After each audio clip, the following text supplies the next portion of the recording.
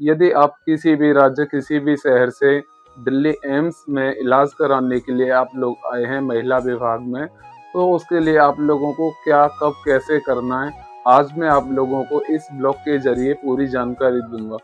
अगर आप मेरे यूट्यूब चैनल पर नए आए हैं तो सब्सक्राइब करना ना भूलें। प्लीज़ आप लोग मेरा सब्सक्राइब और शेयर करें और अब मेरे से सभी तरह की हर दिन, हर विभाग की पूरी जानकारी लें।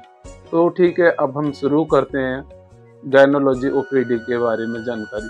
तो दोस्तों, आप लोगों के लिए यहाँ कुछ स्टेप फॉलो करने होंगे, तो आप लोग शुरू हो जाइए। सबसे पहला स्टॉप आपका होगा, सबसे पहला फर्स्ट स्टेप से हम शुरू करते हैं। जैसे कि आप लोगों को ऑनलाइन घर बैठे अपॉइंटमेंट लेना होगा। घर बैठे ऑनलाइन अपॉइंटमेंट कैसे लें, वो मैं आप लोगों के लिए बता देता हूँ। सबसे पहले www.ors.gov.in मतलब www.ors.government.in पर जाएं और वहां से बुक अपॉइंटमेंट ऑप्शन पर पहुंचें। यहाँ आपको बुक अपॉइंटमेंट ऑप्शन आएगा, बुक अपॉइंटमेंट ऑप्शन को क्लिक करें। वहाँ से आगे जब आप बढ़ेंगे तो वहाँ सेलेक्ट स्टेज होगा। सेलेक्ट स्टेज को आपको क्लिक करना है। सेलेक्ट स्टेज में आप लोगों से पूछा जाएगा कि आप दिल्ली, बिहार, यूपी, बंगाल या भारत के किस राज्य से आप एम्स में मरीज को दिखाना चाहते हैं। तो अब जहाँ से भी आप दिल्ली एम्स में आना चाह रहे हैं उस राज्य को यहाँ टिक कर दें। उसके बाद में आप लोगों के लिए हॉस्पिटल सेलेक्ट करना होगा। आप एम्स हॉस्पिटल उसमें सेलेक्ट कर दें। एम्स हॉस्पिटल सेलेक्ट करने के बाद में आपको एक आएगा फिर कंसल्टेशन मोड। ठीक है, कंसल्टेशन मोड में आप लोगों से पूछा जाएगा कि आप लोगों को अपॉइंटमेंट देते टाइम अपॉइंटमेंट किस टाइप की आप लोगों को लेना है। जैसे कि आपका मरीज नया मरीज है, न्यू पेशेंट, या पुराना मरीज है, फॉलो अप पेशेंट, तो आप लोग अगर नया मरीज है तो नया डालें उसमें, और पुराना मरीज है तो पुराना मरीज फॉलो अप कन्फर्म कर दें।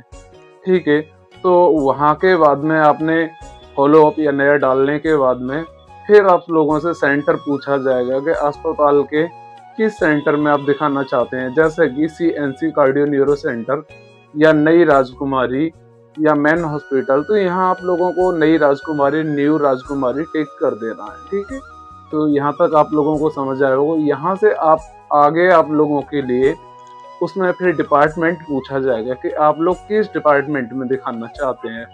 तो इसमें डिपार्टमेंट आप लोगों को गायनोलॉजी, तो वहाँ सेलेक्ट कर देना है, मतलब महिला विभाग।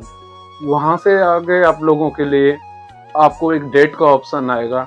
आप लोगों को उसमें एक डेट डालना होगा कि आप लोग किस समय कब दिखाना चाहते हैं। वहाँ कुछ डेट आएंगी, उन डेटों में से कोई भी एक डेट सेलेक्ट करें, उस डेट को कंफर्म कर दें।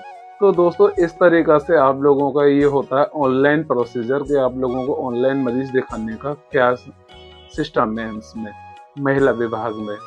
तो इसमें आप लोगों के लिए महिला विभाग की बिल्डिंग आप देख के समझ जाएंगे। महिला विभाग की बिल्डिंग थोड़ा सा अलग टाइप से बनी हुई है। इस बिल्डिंग के पास में ही नई राजकुमारी बिल्डिंग है। नई राजकुमारी और महिला विभाग की बिल्डिंग MCH बोलते हैं उसको, मतलब मदर चाइल्ड MCH बिल्डिंग है महिला विभाग। मतलब ये नई राजकुमारी बिल्डिंग के ठीक एकदम सटीक पास में बनी हुई बिल्डिंग है। यदि आप, अगर अब आती है बात, आप ऑफलाइन अगर आप मरीज को दिखाना चाहते हैं तो ऑफलाइन भी बहुत आसान सा है कि आप लोगों को ट्रामा सेंटर के पास में आना होगा। दिल्ली एम्स का ट्रामा सेंटर है, वहाँ हर दिन रात में ही लगभग सुबह जल्दी थोड़ा सा लाइन लग जाती है। वहाँ लाइन में लगना है, ट्रामा सेंटर के पास में पहुँच के वहाँ लाइन में लगना। वहाँ से फिर सुबह 7 बजे आप लोगों को गाड़ी के जरिए एम्स के MCH मतलब नई राजकुमारी के पास तक आप लोगों को लाया जाता है। जो लोग वहाँ लाइन में लग चुके होते हैं, वहाँ से फिर से यहाँ लाइन में आप लोगों को जैसे कि तैसे लाइन में खड़ा कर दिया जाता है। यहाँ पर आप लोगों को सुबह 7 बजे लेकर खड़ा कर देते हैं। 7 बजे के बाद में 8 बजे लगभग आप लोगों को टोकन बटने का प्रोसेस स्टार्ट हो जाता है। 8 बजे से आप लोगों को यहाँ टोकन मिलते हैं। टोकन लेने के बाद में आप लोगों को वहाँ से काउंटर पर पहुँचना होता है। काउंटर पर पहुँच करके आप लोगों को लाइन से ही सिर्फ काउंटर पर जाना, जो जहाँ जैसी लाइन में उसी लाइन से आप काउंटर पर पहुँचें। अंदर सामने काउंटर बना हुआ है रीडिंग में।